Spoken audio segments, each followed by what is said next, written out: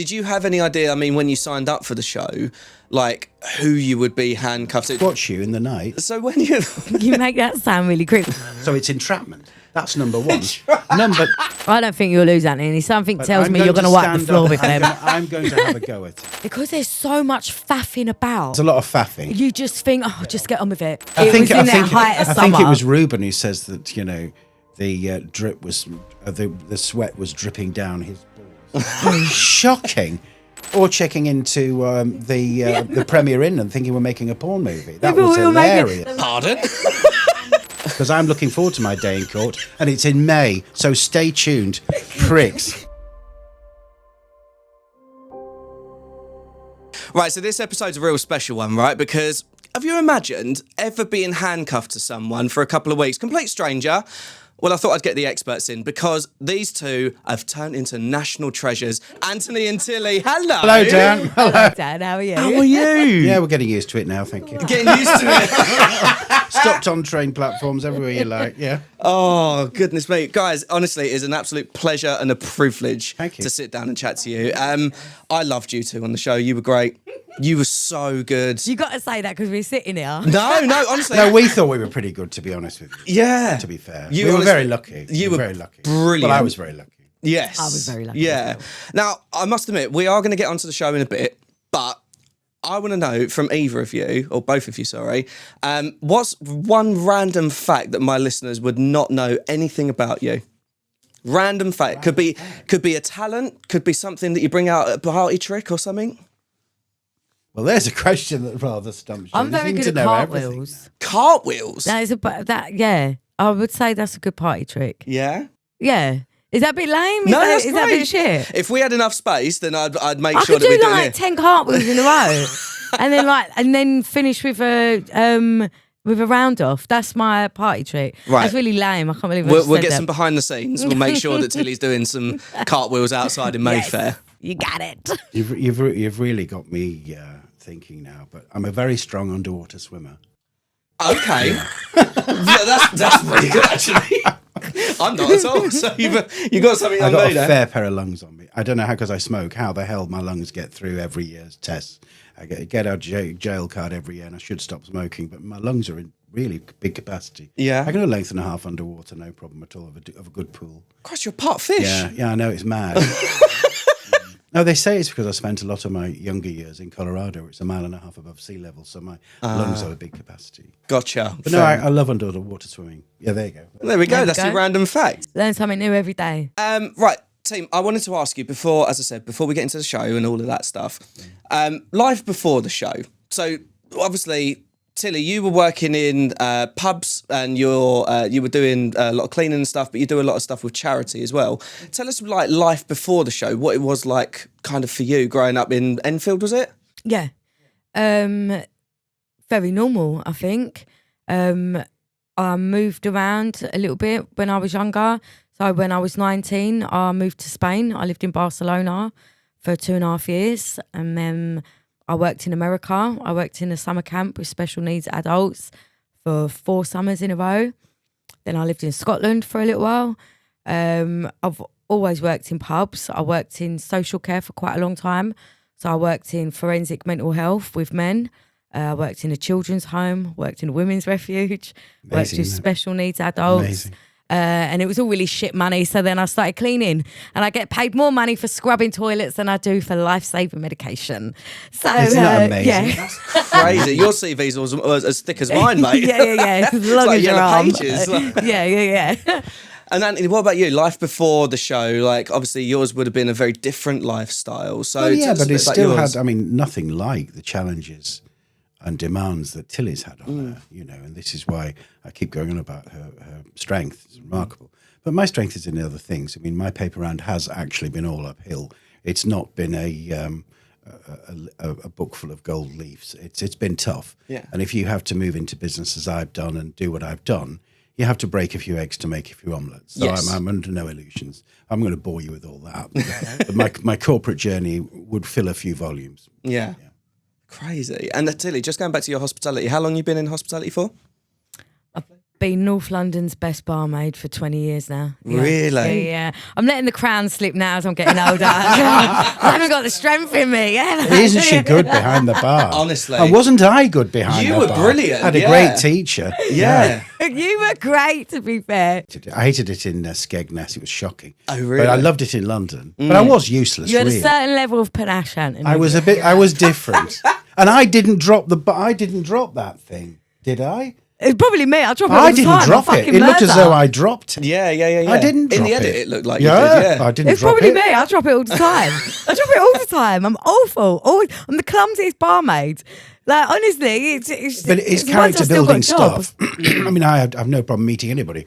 But when you're that side of the bar and you're pouring them a drink, there's something really spiritual about it. Yeah. And you sort of, it No was pun really intended. interesting to me. Ah, yes. Very no, good. It I'm really, here all week, really guys. was a bit deep, you Yeah. know. Certainly in Skegness, Tilly will tell you, I found it really tough. Oh, really? She had to help me through it. You see, when you're handcuffed to somebody, you've got a guiding hand. Well, this is it. You know, this is the positives we got out of it that I don't think any other contestant got. Yeah. You know, I missed the handcuffs when they came off. Yeah. I did, yeah.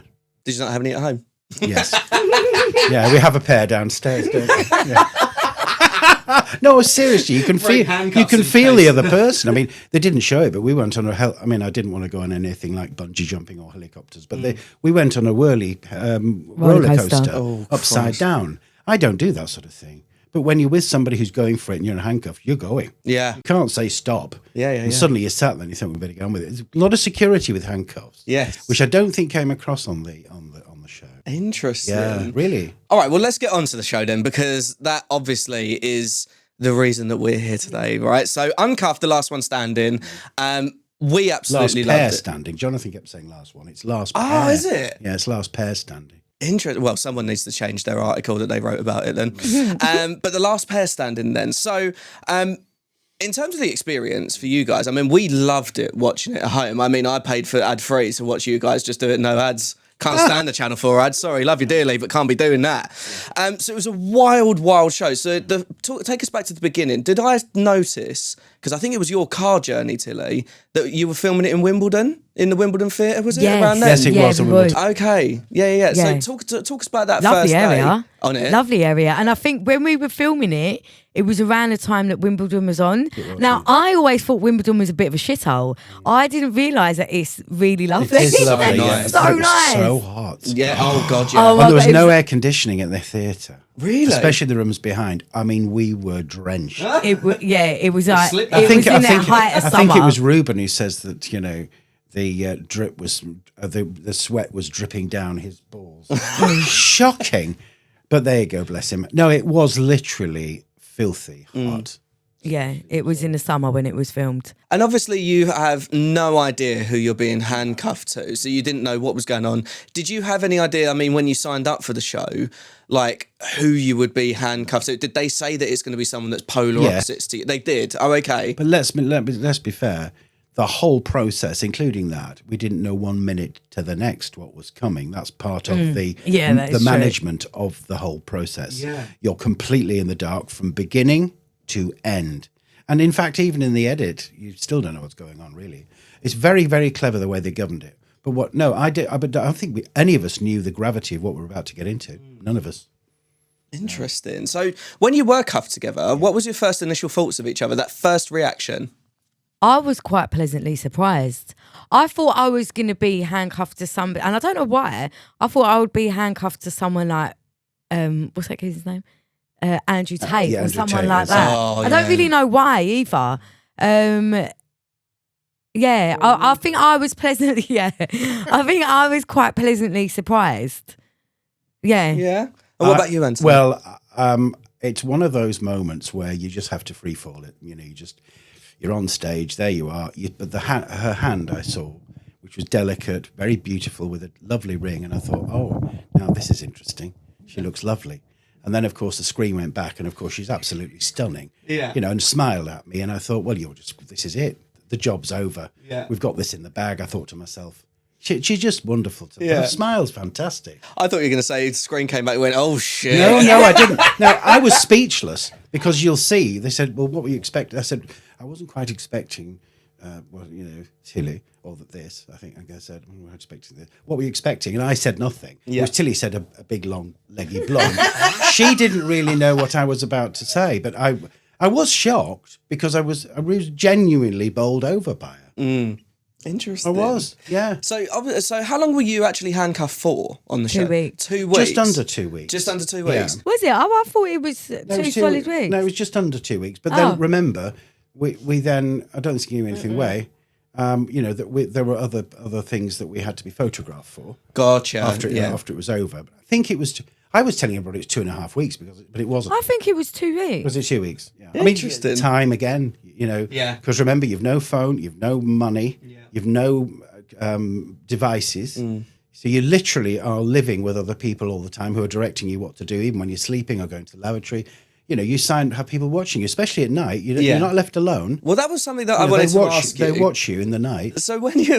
You make that sound really creepy. They watch me in the it's night. a big brother like that. Oh, no, it really is. Well, Big to be Brother. fair though, I think it was the first night I could not sleep. I had a terrible time sleeping, and I was sort of sat up in bed, and I was like doing my stretches. Well, that and, was funny. And Gaz, our security guard, just kind of creeped up at the end of the bed. I was like, "What the fuck are you doing, mate? Weirdo!" But no, we use it because you're not left alone You're not at left all. alone. Really? You have to For watch secure, you, for yeah. like safeguarding. Of rules, course. isn't it? I could have been estranged. I could have done anything. Yeah. Vice versa. Yeah. And they watch you see, in case, because one thing there that didn't come out, because I have to get up in the middle of the night to go to the lavatory. I do it all the time. It's usually 3:30. So before the show, I'd been test driving apparatus so I could wee in bed, and they never showed that. But it took me weeks to master it. What do you mean test driving apparatus? Well, there's lots of things on the market for you to pee in bed in. Right. And obviously I had this strange thing with quite interesting really, because you have to master doing it without waking anybody up, but you've got to work out how to take the top off, put it on, take it off, put the cup, and then put it by the side of the bed without waking her up. And Tilly would curl up here by me. So she was only 2 inches away from me. His crutch, basically. My head was in his car. So I managed to pee without ever waking her up. And I thought that was worthy of a television masters. Well, I was going to say, that's why for but BAFTA. they cut it. I know. I thought when you were saying you were test driving it that you were going to have a hose pipe and you had an extended chiwi or something. No, but seriously though, I still use it. Really? And actually, I do when I get stuck on the traffic sometimes when I'm being driven and I need to pee. I use it in the back of the car. It's hilarious. I've just got the envisionment of a hose out the window. Oh, no, it's all done in the best possible taste, but it's very useful. It's changed my life. Oh, really? Well, I mean, what was it like doing literally everything together? I mean, we saw on the telly that we were, you showered together, and they were gracious enough to give you a little bit of extra bloody chains that you can go for a shit on your own. No, you know we what? didn't use With that, really. with the shitting, right? Yeah. After a while, and I lucked out, right? Because Anthony's gay. I think if I was with a straight man, I think I probably wouldn't have been Yeah, so. I think that's right. Just walking around with my tits out and all of that. Yeah. Great But, thank you. But I think after a while, because there's so much faffing about, There's a lot of faffing. you just think, just get on with it. You Just see- get on you with see, it. funny enough- Do you need to go toilet? Go toilet. Do you need to have a shower? Right, you get in. I'm gonna jump in. We made this pact quite early on. Actually, it was in the car journey from London because we were both dying for a pee. Right. But when we got to, we didn't see it. We went to a lovely restaurant for lunch. We were absolutely bursting. We just ran out the car straight into the lavatory. She dropped her knickers. I got the old man out, and we suddenly realised we'd done it before we knew it. And then we said, well, why don't we just realise now we're just 2 6-year-olds? If we can't take our kit off, we shouldn't be doing it. Yeah. And I promise you that was it. And we were fine, really. I think we were very lucky We were in that lucky, sense. yeah. In that,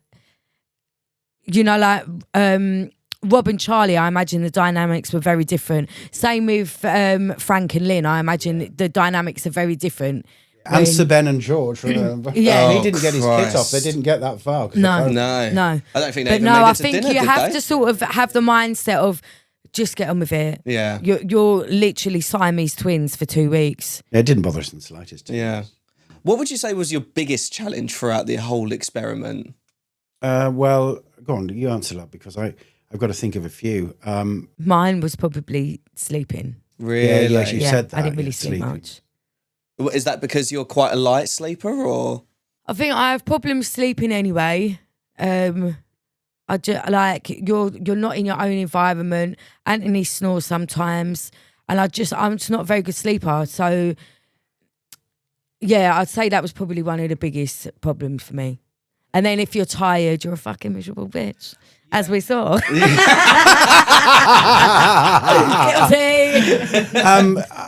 My problem, as has always been my problem, is opening my heart. Really, being you know, Tilly made that very. Well, she make it easy for me, but she certainly made it easier than most people. Yeah. But I don't. I'm a clamshell. Yeah. You've really got to prise me open to know stuff.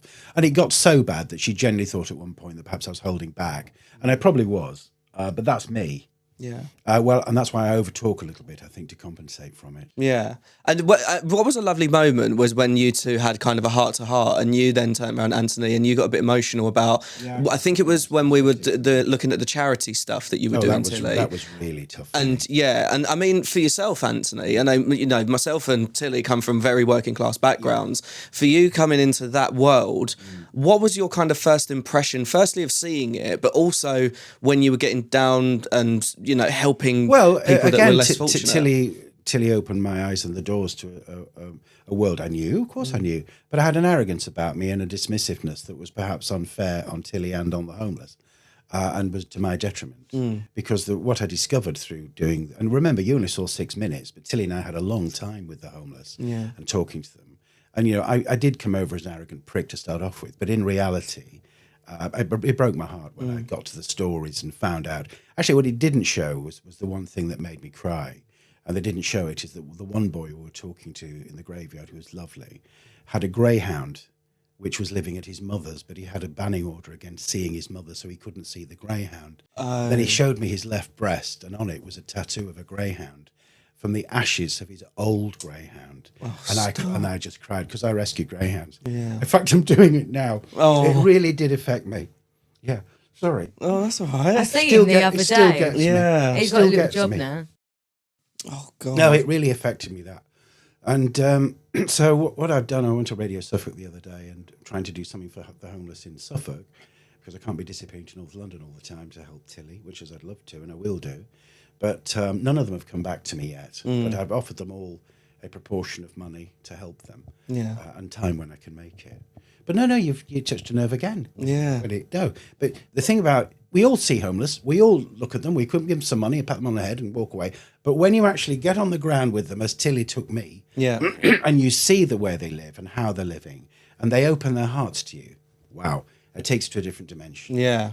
And the other thing I've been doing, it's ridiculous. I will now stop the traffic to give money to people begging on the side of the street. Brilliant. Yeah, and I do it. And it drives him mad at the moment, because I will stop the traffic. And I'll take my time. Because the other thing it didn't show was, as we were racing to the end of this whole process, we'll come to it later, we jettisoned our sleeping bags and our heavyweight stuff. Yeah. And we gave it to 2 or 3 homeless people on the way. But we didn't just dump it till he waited to talk to them. Yeah. In the face of 50 grand in a ready for. And that's why we lost, guys. No, it's not. No, it's not, darling. It's not why we know why we lost, but we're leaving that out to history. We know why we lost, and that's not why we lost. But it was one of her greatest qualities. Yeah. And they missed that, which was a shame for me. Anyway, I'll shut up now because I do go on a bit.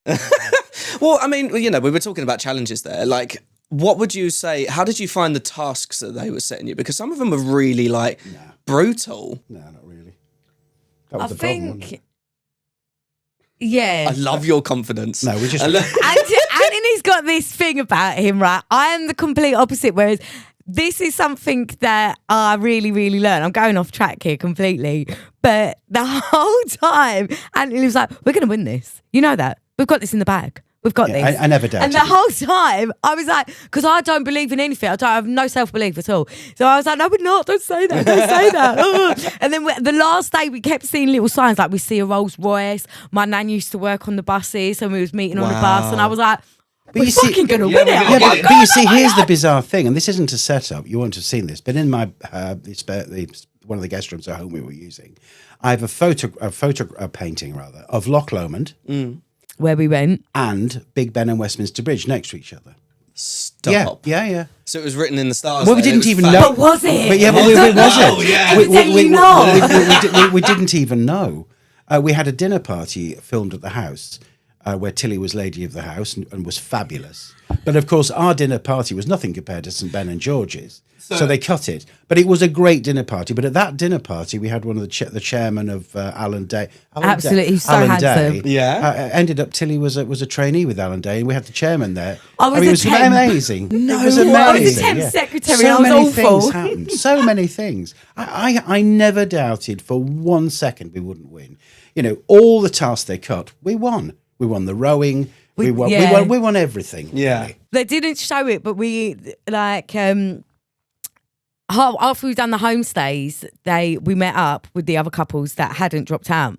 So we ended up doing like a rowing competition. And we fucking caned it, like honestly. we left them for it was dead. ridiculous. We laughed them obviously he's virtually. grown up on the wouldn't lakes, Yeah. So like he was just telling me what to do. I've got freakishly weird upper body strength. All right, yeah, that's all that bar like pulling the pints, mate. You know, guns. So we smashed that, and then we stayed in the castle. And the other guys had to sleep camp. outside. Had in to the camp outside. We had a castle suite with a 4-poster bed and luxury everything. Yeah. Bloody So hell. I think we probably would, apart from setting up the tents, it would have been nice to spend. We wanted that to little go bit back of down and time. spend time with Yeah. them. We were like, actually. we miss you. But like, in And the Skegness, I mean, donkeys you were could great. swing a cat behind that bar. It was tiny. No, it was, yeah. But I don't think that was the challenge. Challenge was the actress, Yeah. lesbianic actress with the police truncheon. yeah, she was quite a challenge. She was a challenge. Oh, really? Yeah, do you remember Yeah. seeing her? I do remember seeing her, yeah. The film company thought she was part of the hotel, which is the theme hotel. Yeah. And the theme hotel, she was part of the film company. And she was neither. She was having the time And she of had, her life. she had to be carried out on a stretcher. No, it was a lot. It really was a lot. We went to change a barrel and this leg just appeared, Yeah. and we were like, "Who the fuck is Who the that?" fuck are you? You know, she Yeah. basically said, "I'd like to fuck you, and I want to fuck her as well." Oh, Yeah, straight out. And I thought, oh, that's a I challenge. said, "I'm straight as a There- ruler," there's and a he challenge. ain't. So There's either a way, you're challenge. barking up the wrong tree, babe. So I said, is that the challenge? Wow, this is a television program I wasn't expecting. Yeah. But eventually she had to be carried off. Then she tried to have it off with the crew. It was very Literally funny. the entire crew. It was great. It was really funny. bloody hell. Yeah. Don't know if I'd be going to Skegness. So that was a challenge. My wife, producer Nicholas, sat there dying. Babe, we're never going there, hun. We're never going. Dev had to stop filming because they were laughing so much they had to put Oh, tripods God. up. Yeah. Really? Yeah. And then we retired to bed, and then I woke up with a slug climbing up my leg. You know, it was revolting. I said to Tilly, I've got a slug climbing inside of my I thought thigh. you was talking in your sleep though. And the next day I said to you, you was talking in your sleep last night. And you were like, no, darling, No, I did. I there had a was a slug on slug. my leg. I said, thank God that was you and not me, because I would Was you a screenplay murder? have hit the roof. No, we have so I would've hit the roof. many memories of it that weren't there on film.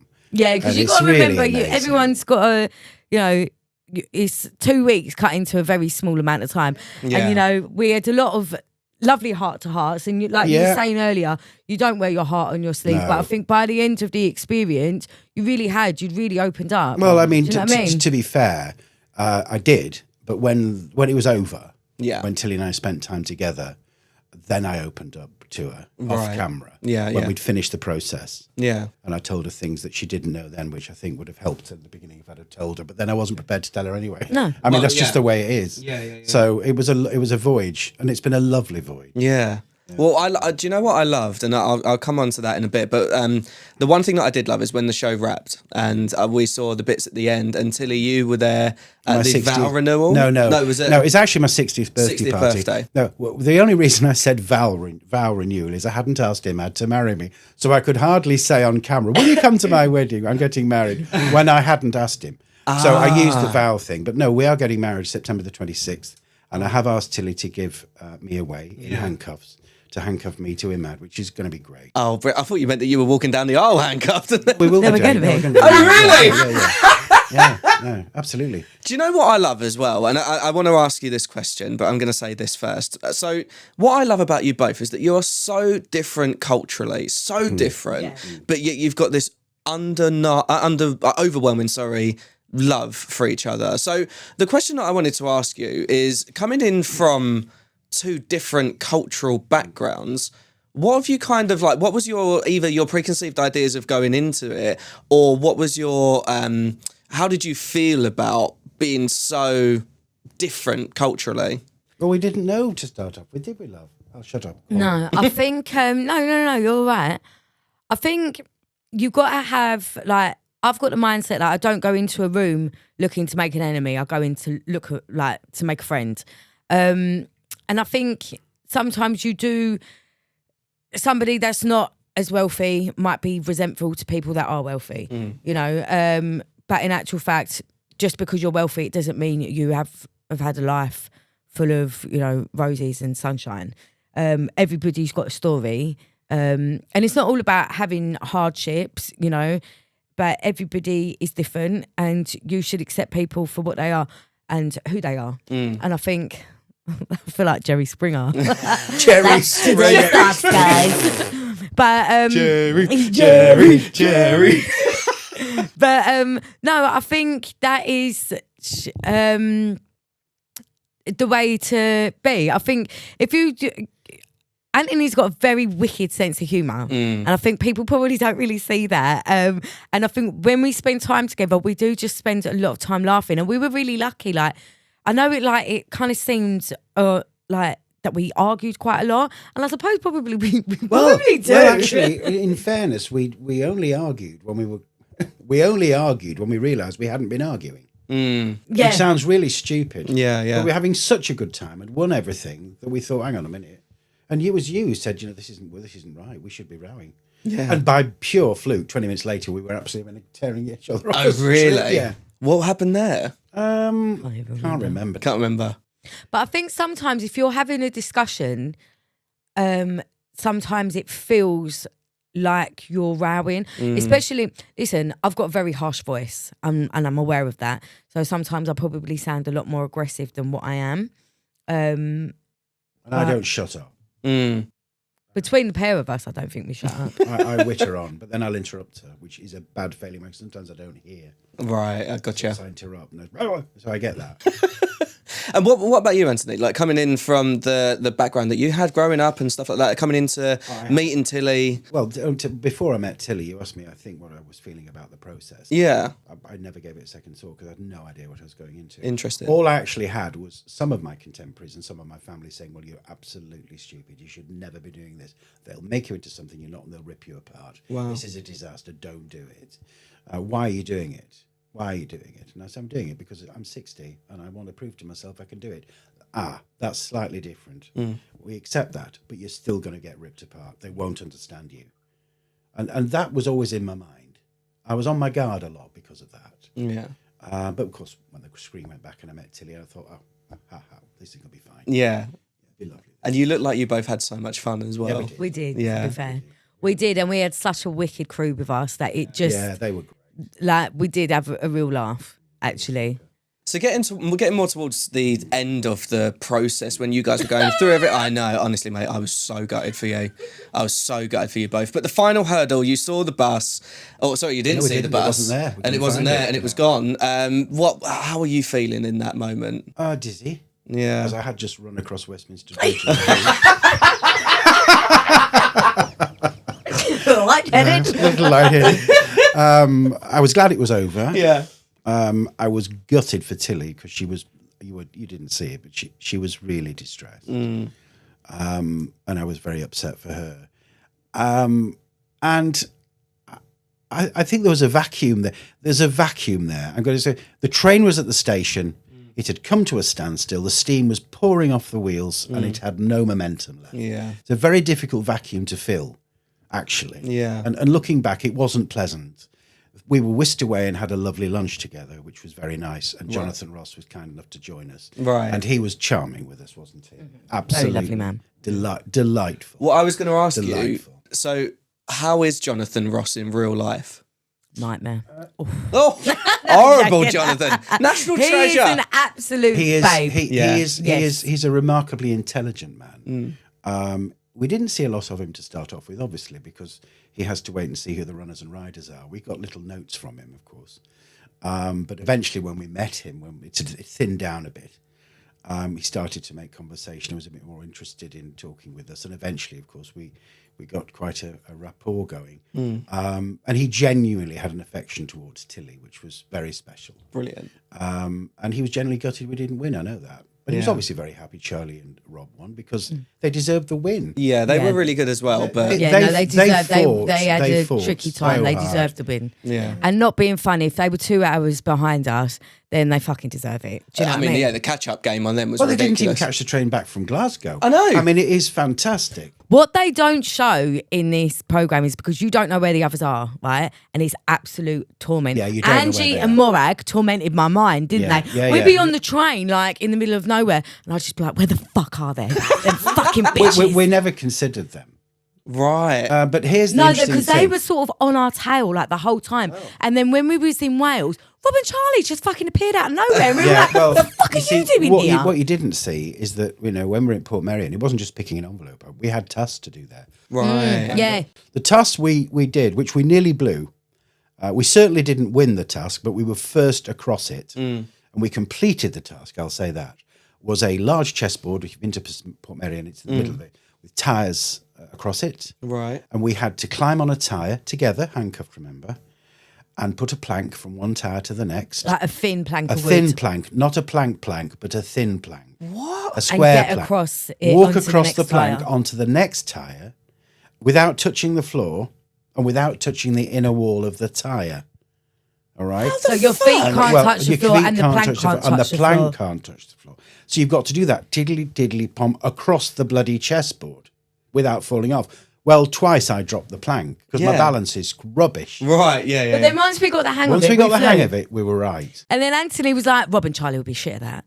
And, and we were like, yeah, they will, because like the size difference is Yeah, ridiculous. ridiculous. But apparently they just Yeah, flew across they just it. walked across it. He probably just put her on her I shoulder was going and to just say, walked yeah, across. he's just picked her up and gone, yeah, I'm done. No, literally. Well, again, I don't quite. I'd love to have seen that. I would have loved to because have they've got to seen pick the that, plank. yeah. They still walk across the plank, and he's a big boy. Yeah. I don't know how he'd have managed on the little plank because I couldn't bloody manage it. Jeez. Until he was climbing up me, we're all hanging on. It was really clever Yeah, stuff. it was, yeah. And they didn't show it because it was. Anyway, we were the first to cross. Do you know, it's such a Yeah, shame. but was we the first Yeah, to no, cross we or were. Angie or more? No, they were behind us. They were behind Rob and Charlie. Definitely. Do you know, it's such a shame. There's obviously it's great for this. Thank you for giving the tea. But Inside it's such a information. shame that we didn't get to see all of that. No, it is you for know, us too. Yeah. No, I think what happened was, love. I think why they didn't show it is probably because I was shouting at you. Yeah, you did shout at her. We've got enough footage of her mouthing off. No, you did shout at her. But the thing is, I think that's where we all got the different lifts. We got the Welsh boy, the Welsh man who took my hat. He wanted my Yeah. hat to Right. which I lost my green hat. Yes, and the we were others so got quickly. lucky. Yeah, we were, yeah. Like traveling from here to here to here. We had like this 90-year-old boy, wasn't he? He was up a ladder watering his garden in Scotland, and we saw his house when we was on the lock. did, yeah. And then we walked past and we were like, "Oh, do you mind giving us Give a us a lift to the lift." train station?" And he wouldn't shut up, would he? Well, he was said, "I talking, will when talking. I've finished watering my roses." And then I was like, just a gentle reminder, this is a race. We had to, No rush, please though, no calm rush. down. Oh no, I must just water this plant. here." And you know what? My It name was is my Larry Burns. It was my late wife's, and my name's Robbie Burns. He was wonderful. He was lovely. Yeah, wasn't he? and then we had to Took get his on a time. train, blag a free ticket on the train.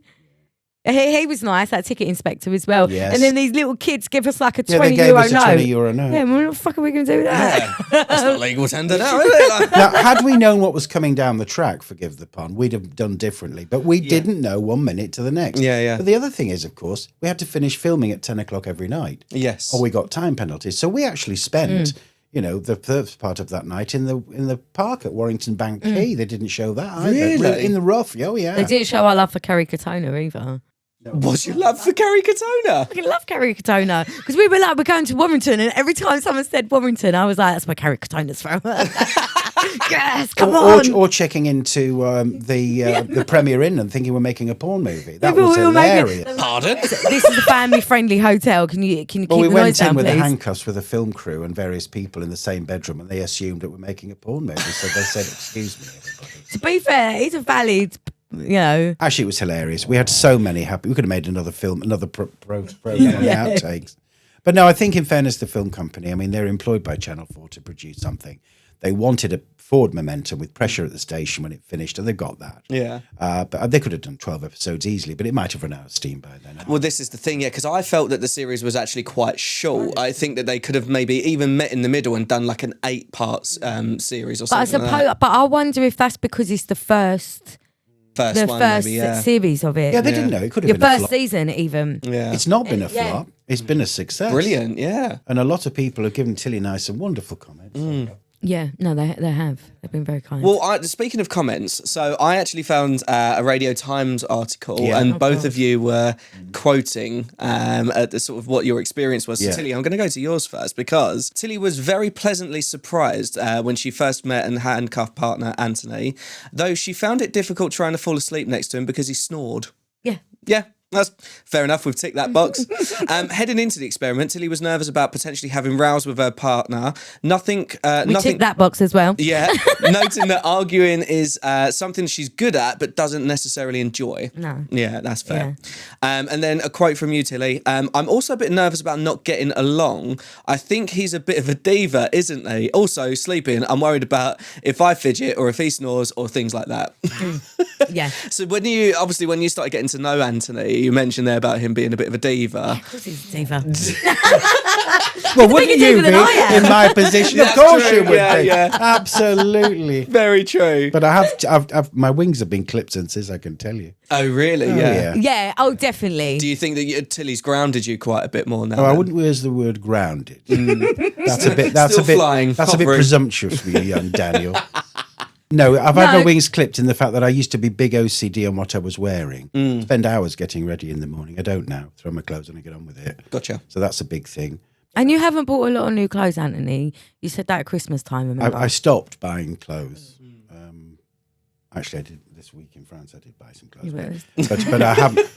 But I have to say, no, I found it quite off-putting to look at the price tag of something, knowing that I'd just seen somebody hanging his clothes in a tree because somebody had pissed on him all night. You know, Right. these are grounding things. Yeah, I get that. Yeah. So yeah, I'm not a reformed character. My whole, I think I've been tuned. Yeah. Yeah, that's a good way of putting it. Yeah. I think about 60, you don't change yourself, do you? I mean, you're pretty dyed in the wool. But I've certainly put myself out there to be tuned Yeah. or refined rather than refined. And Not refined, but refined. Refined. You with me? Lovely. And then, Anthony, your quotes came up. After his 60th birthday, Anthony decided he wanted to try and prove he still had the strength and qualities to achieve the task ahead. Yeah. So what was your driving force for that? Why did you want to do that? When you're 60, you'll remember this, but you change. Your mind changes, your body changes. Everything changes because, you're facing your mortality and you're thinking, hang on, what have I been here for? Especially as a gay man, you haven't got children. You might have gold children all over the place. But the reality is, what's it all about, Alfie? Yeah. Yeah. And of course, great song. And of course, that's a question that you have to live with. I'm very fortunate in that my partner and I are very secure in our relationship, and it's lovely, and we've got a lovely life, which is needed to be created, as I keep saying. It doesn't just happen. It doesn't just happen. But you question what's next, and that's why I did it. Yeah. Because could I just get a little bit of the gumption that I had in my 20s and 30s, which I was going to need to do this? Yeah. George is 60. Remember, he was tied to Sir Ben. Yes. I wish I was tied to He's a fit man. Yeah. He is a fit I'm not man. saying I'm unfit, but I'm. Tilly's a fan. Thank you. I'm not in the. I'm not in the George category, but I still thought, come on, you can do this. And there were moments when my legs just about gave up. I mean, Can I just say though, and they didn't say, you done so well that last day. Like he was running. Yeah. When we was on the bridge, he was running. It was We terrible. was counting. We were like 1, and it 2, was so 3. hot, and the damn tourists in the way. Yes. Yeah, there's a Terrible. lot of Oh, it tourists was on very the stressful, bridge, and they didn't know what was coming on. They thought we were escaped convicts. Well, they did. People looking in, Just thinking, being filmed by Sky News running you're down just coming Westminster out. Bridge. Of course. They don't know what's going on, which of course has its problems because not everyone's going to pick you up for a lift when you got handcuffs on. No, that's and true. 12 people in tow with security. And Yeah. camera people. It's not as easy as you think. But no, I did suffer at the end actually. Yeah. I demanded a large gin and tonic and 20 Marlborough Gold, and I got it. Brilliant. Yeah. That's what I got thought. So we've also got here, unlike Tilly, Anthony's hardest thing about the experience was opening up with deep and repressing parts of himself and his life to a stranger and TV audiences. So the question that I wanted to ask you both is, what did you learn most about yourselves, but also each other throughout the process? It's a long question, that. There's 3 parts to it. Let's start at the beginning, Daniel. What did I know about myself? Well, I've still got it would appear. Haven't had many dissenters out there in the general public. A lot of people have stopped me, and I know have stopped Tilly and been enormously supportive. So that gives you a lift. It's rather nice. Right. So that's nice. What have I learnt about Tilly? Well, of course, everything. Yeah. But I took it slowly. Didn't want to plough in there and be. And she, of course, at that time thought that I wasn't interested. I was, but I was taking my time. Right. And there's a lot of parts about Tilly's life which are delicate and have to be handled properly, and with some love and understanding. So that took time. So that's fine. And then I learned the qualities we both have that we can then build a future relationship on. So I think those are 3 parts of your question answered, I think. Great. Yeah. Tick, tick, tick. Tick, Done. tick, tick. Tick, tick, tick. What about you, Tilly? It's Well, you learn. You know what you're going to say here is about patience and planning and timing. yeah, but I also already know that I'm an impatient little bitch. I already knew that about myself. I was well aware of that. That's what people don't realise. I am aware of that. That I learned that I need to be more patient. I need to, mind myself a little bit, control my temper a little bit better. But be braver in business, sweetheart. Be braver, yeah. Be a bit more of a weapon. And She has been. yeah, be bit more forthcoming, bit more strong. Oh, it's the matter. And what did I learn about Anthony? That underneath it all, he is got a very soft interior. Yeah. People don't probably see that Okay. straight away. Yeah. But and also you can't rush it. You can't just expect people to just. I'm an open book, innit? Like, ask me anything, I'll tell you. Some people ain't as forthcoming as that. Yeah. So, slowly catch your monkey. Nice. I love that phrase. Yeah, my favourite thing. What would you say would be the thing that you've taken from the show that you now put into everyday life? So one of the changes that would have happened since building such a beautiful friendship between two. What have you taken from the show now into your normal life? I'm gonna go, and I learnt this from Anthony. Like we were saying about the business, be more sure of myself.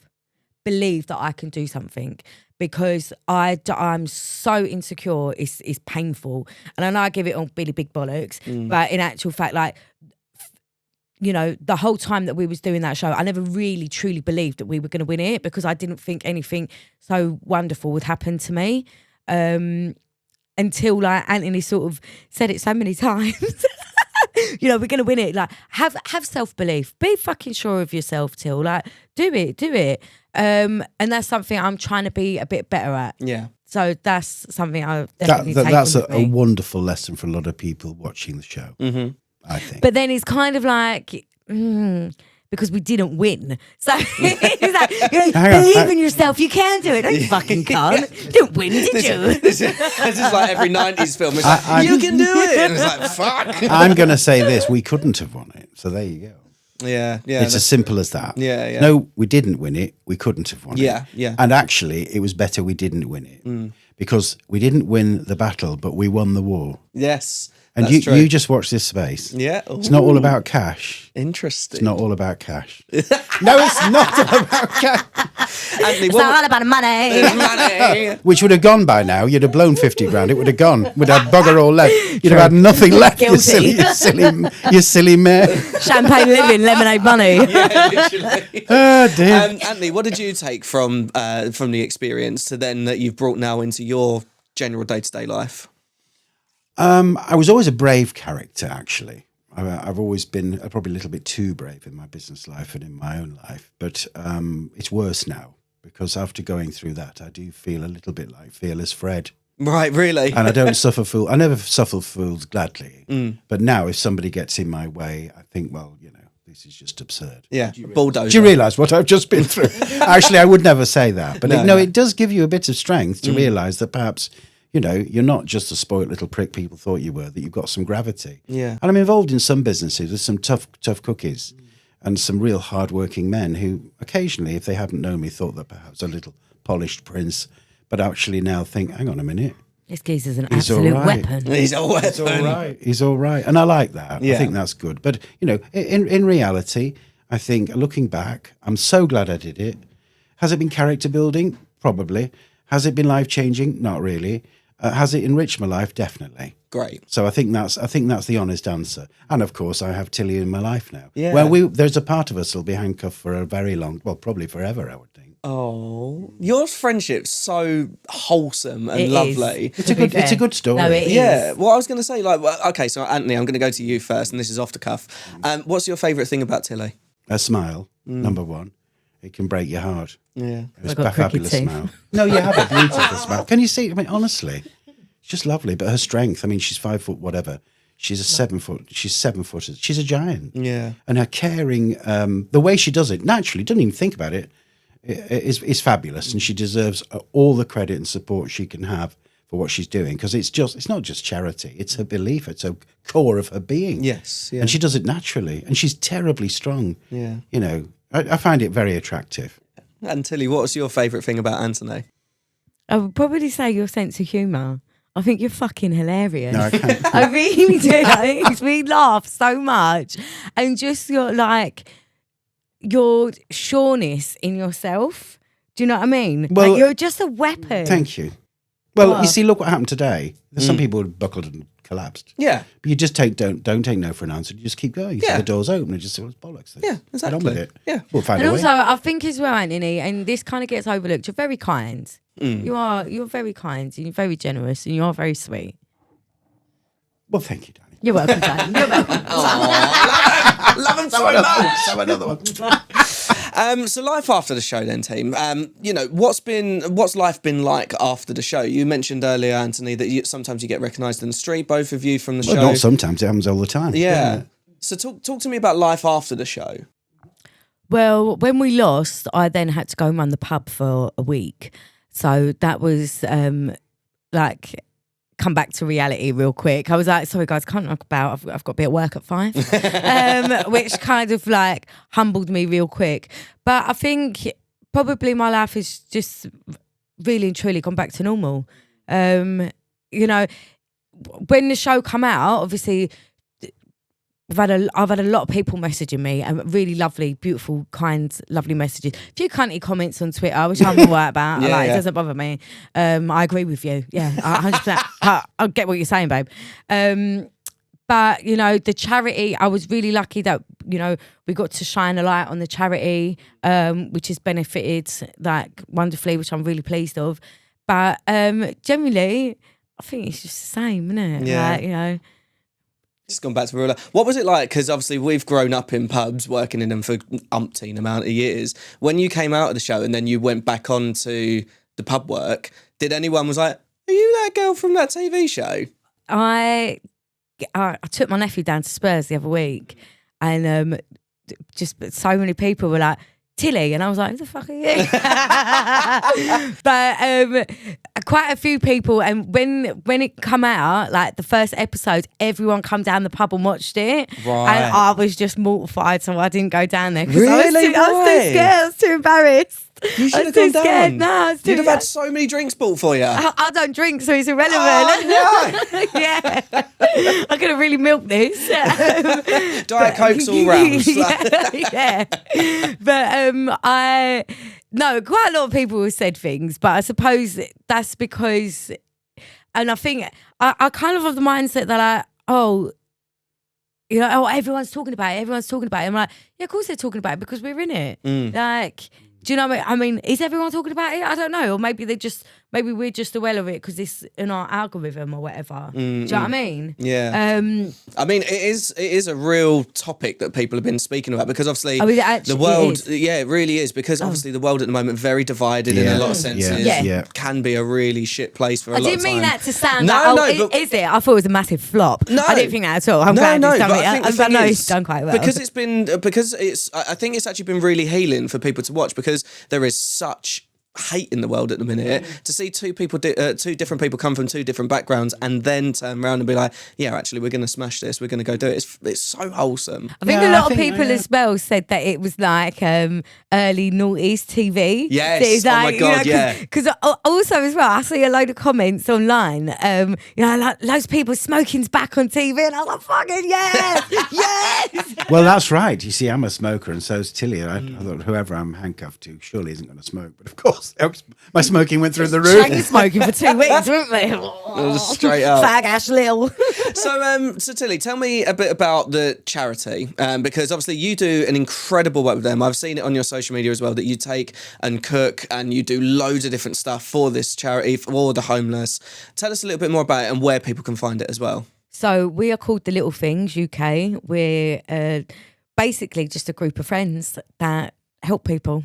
Very lucky. We've got a team of cooks that cook 40 to 50 dinners every 6 Wow. weeks. We are lucky to have all the vegetables donated by Paul the Veg Man at Borough Market.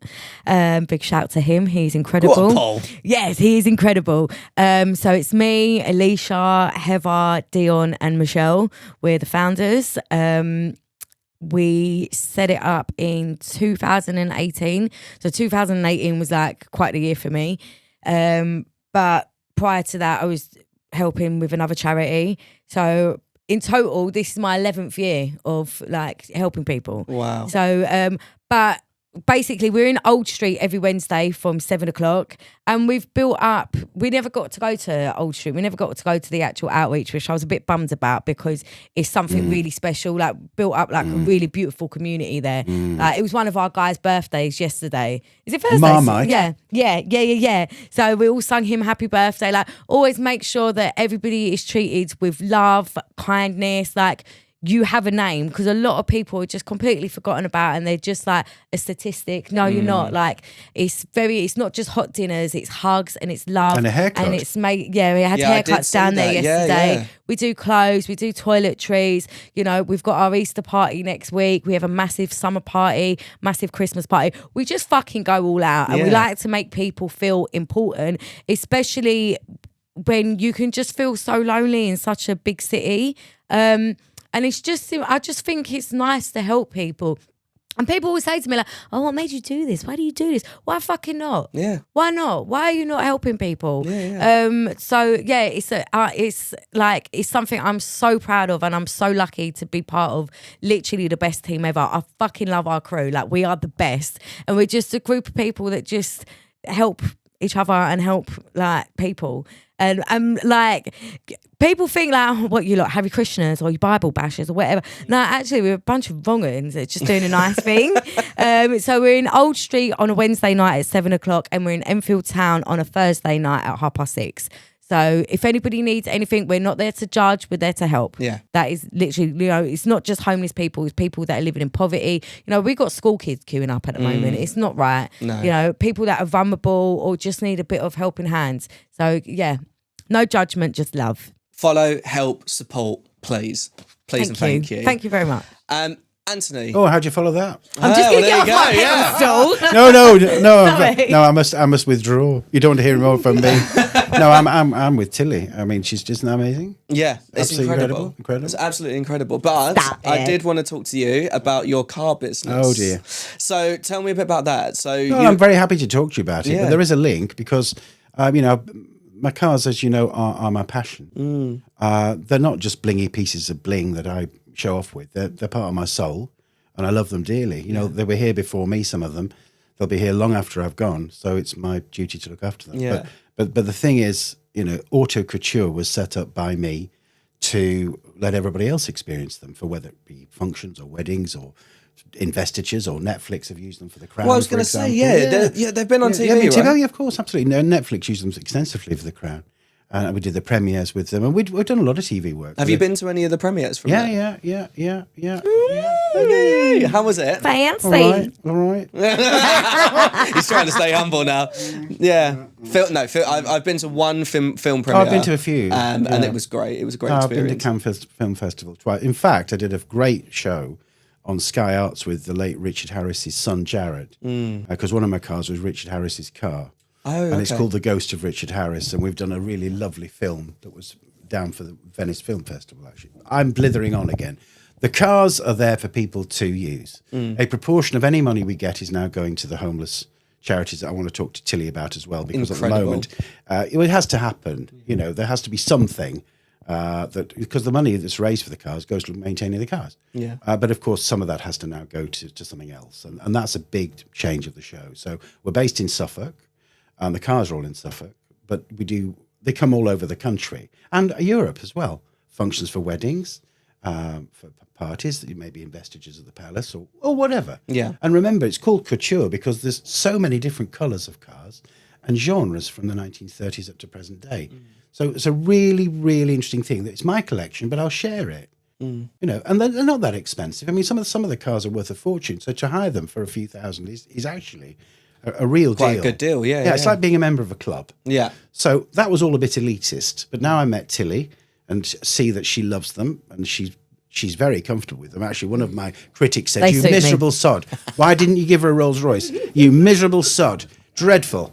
And Could you imagine me driving a I wrote Rolls to him, I said, Royce? "What a stupid thing. What would she do with a Rolls Royce? Sell it." I said, "Well, don't you think that rather defeats the object of the exercise?" Take the wheels off. I said, "But you have no idea what's actually going on." But there you go. Oh, no, quite right. You know. Anyway, the bottom line is Auto Couture. It's online, and we'd love for people to come and use the cars. Yeah.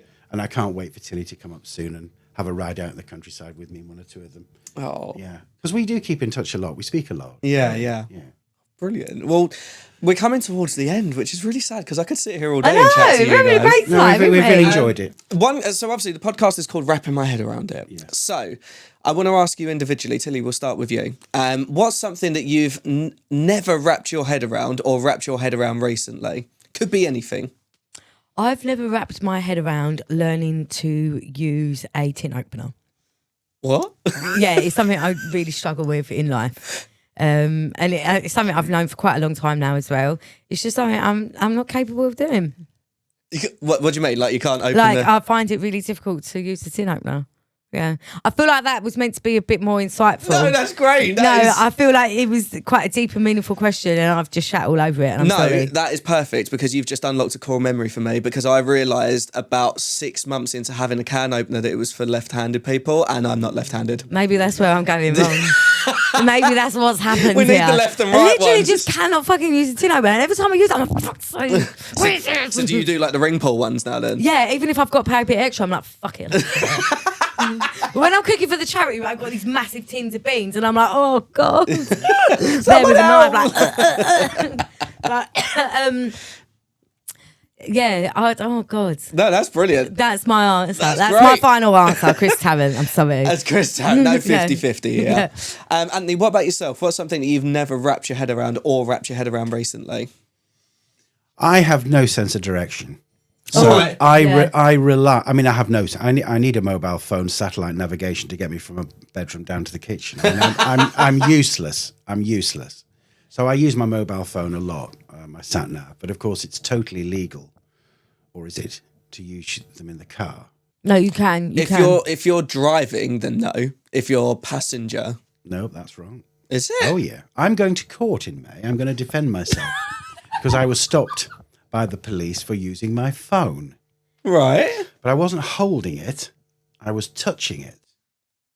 Interesting. So there's a load of bollocks being talked about this. I'm down for 6 points and a lot of money.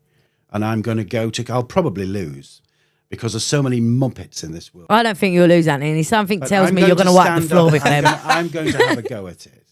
Because what happened, I was driving up the A12 and I'm on sat nav, and it said obstruction ahead, new route, press button, which I did. Yeah. Okay, yeah.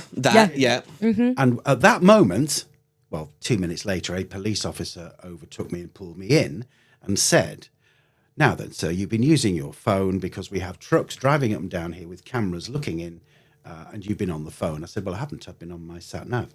And there it is. So write in your report, please, Mr. Officer, that I'm using my sat nav. And the reason I've got a sat nav is there's a roadblock up there because you're checking everybody using the bloody phones. So it's entrapment. That's number one. Number two, I wasn't holding my phone. I'd be a prick if I did. I was touching it. If you hold your phone while driving, capital offence. Well, that's what I thought. If you touch it, he said, "You're wrong." I said, "Well, then every EV on the road better be off the road because you've got to touch the screens to drive Yeah. them." Well, so that's- it's all a load of yeah. bollocks. So that's what I can't get my head around. And I hope the judge doesn't either because I'm looking forward to my day in court and it's in May. So stay tuned, pricks. Can you come down and film it, please? Sorry.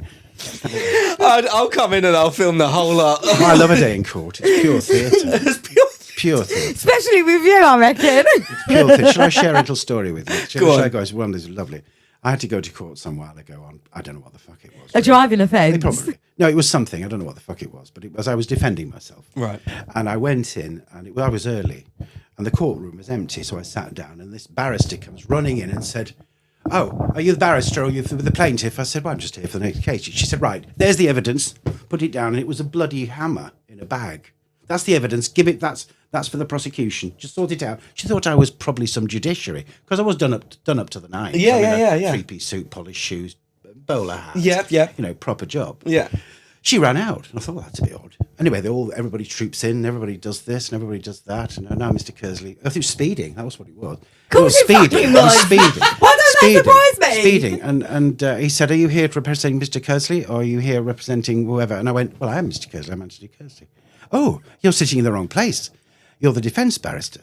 With her? "Oh, right. Oh, wait a minute. You're in that. You should sit there." I said, "Well, look, before we go any further, this is the evidence for the prosecution." He said, "Pardon?" I said, "This is the evidence for the prosecution. I believe somebody's been belted over the head with it." And he went, "What are you doing with that?" I said, "Well, somebody came in because this is the wrong case. It's the wrong case. They shouldn't be in here. She should have been next door." I said, "Well, we can't have that admissible evidence." "Oh," he said, "Case dismissed, Mr. Kersley. Get out. I've had enough." Case dismissed. Brilliant. Yeah. It's pure theatre. Of course, I'll probably go down now. But anyway, happy days. Well, thanks, Dan. It's been lovely. Enjoyed it. Super time. I'll write you from jail. Yeah, I'll come and visit. Yeah, Wormwood Scrubs. There you go. Yeah. Belmarsh Prison for Curzon. Yeah. Do you know what? I think that's the perfect point that we finished this. That was glorious. Super to see you. Honestly, thank you so much for coming on. Thank you it was very a much, pleasure not only chatting to you, but watch you on the TV and then also seeing in real life as well the beautiful friendship that you've got. We're very lucky. Yeah. Oh, And this this was is my great. first ever podcast, by the way. Yes. Yeah, come and see us sometime. Yes, 100%. Come and see us sometime. Come and see us sometime, eh? Guys, honestly, thank you so much. Thank you very That's much. all right. Very much. Thank you.